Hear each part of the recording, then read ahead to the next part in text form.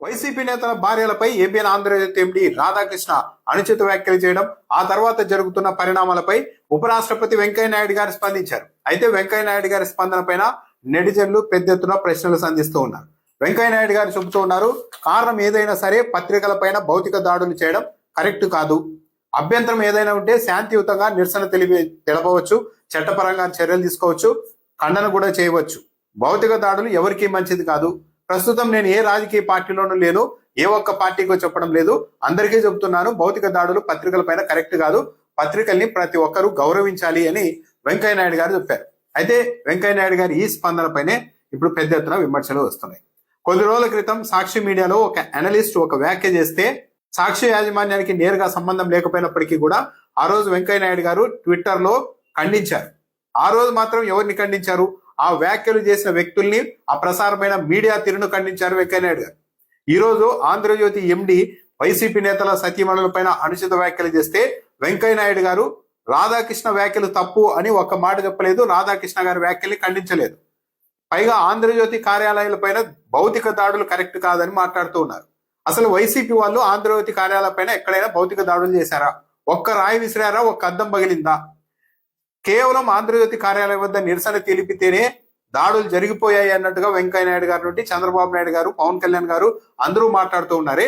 ఇక నిజంగానే వైసీపీ వాళ్ళు దాడులు చేసి ఉంటే వైసీపీ వాళ్ళని ఈ రాష్ట్రంలో ఉండనిచ్చే వాళ్ళ అన్న అభిప్రాయం కూడా కలుగుతోంది. వెంకయ్యనాయుడు గారు ఆ రోజు సాక్షి డిబేట్ లో ఒక అనలిస్ట్ చేసిన వ్యాఖ్యల్ని ఖండించారు. కానీ ఆ వెంటనే తెలుగుదేశం పార్టీ కార్యకర్తలు పెద్ద ఎత్తున రాష్ట్ర వ్యాప్తంగా సాక్షి కార్యాలయాల మీద దాడులు చేసి రాళ్లు రువ్వి కొన్ని చోట్ల సాక్షి కార్యాలయాల్ని తగలబెడితే ఒక్క మాట కూడా వెంకయ్యనాయుడు గారు మాట్లాడలేదు.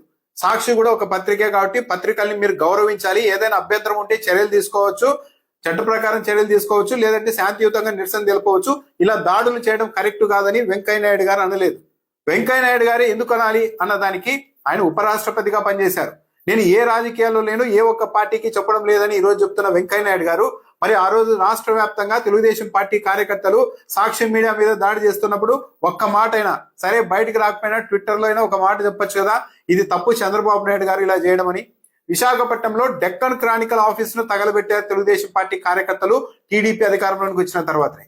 ఆ రోజైనా వెంకయ్యనాయుడు గారు ఇలా పత్రికల పైన భౌతిక దాడులు, ఇలా హింసాత్మక దాడులు మంచిది కాదు అని చంద్రబాబు నాయుడు గారికి ఒక మాట చెప్పారా?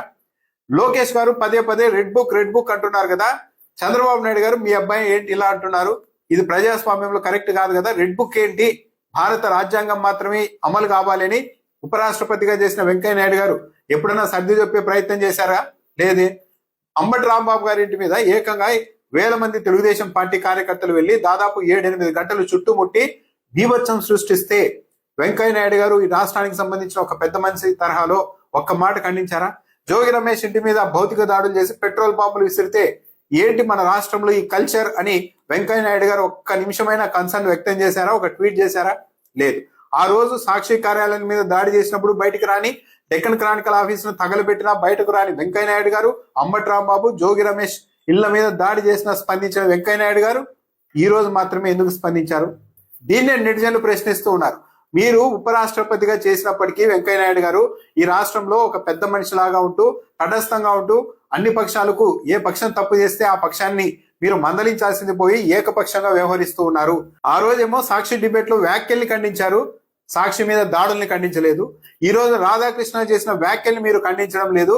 కానీ దాడి చేయకపోయినా సరే పత్రికల మీద దాడులు కరెక్ట్ కాదు అంటూ వైసీపీ వాళ్ళ దాడులు చేసేసారేమో అన్న భావం ప్రజల్లో కలిగేలాగా వెంకయ్యనాయుడు గారు మాట్లాడుతున్నారు. ఇది మీ స్థాయికి తగినదేనా అని నెటిజన్లు ప్రశ్నిస్తూ ఉన్నారు. నిజంగానే వెంకయ్యనాయుడు గారు ఈ విషయంలో సైలెంట్ గా ఉన్నా కూడా బాగుండేదేమో. కానీ సాక్షి మీద దాడులు జరిగితే ఒకలాగా, ఈ రోజు ఆంధ్రజ్యోతి కార్యాలయాల మీద దాడులు చేయకపోయినా సరే వచ్చి ఖండించడం, ఇవన్నీ చూసినప్పుడు ఎవరికైనా కూడా వెంకయ్యనాయుడు గారు గతంలో చాలా మంది ఆరోపించినట్టు, విమర్శించినట్టుగానే ఈయన తెలుగుదేశం పార్టీ వైపే ఉన్నారు, తెలుగుదేశం పార్టీ మీద, తెలుగుదేశం పార్టీ మీడియా మీదే అభిమానంతో ఉన్నారు అన్న అభిప్రాయం అయితే ఎవరికైనా కలుగుతుంది.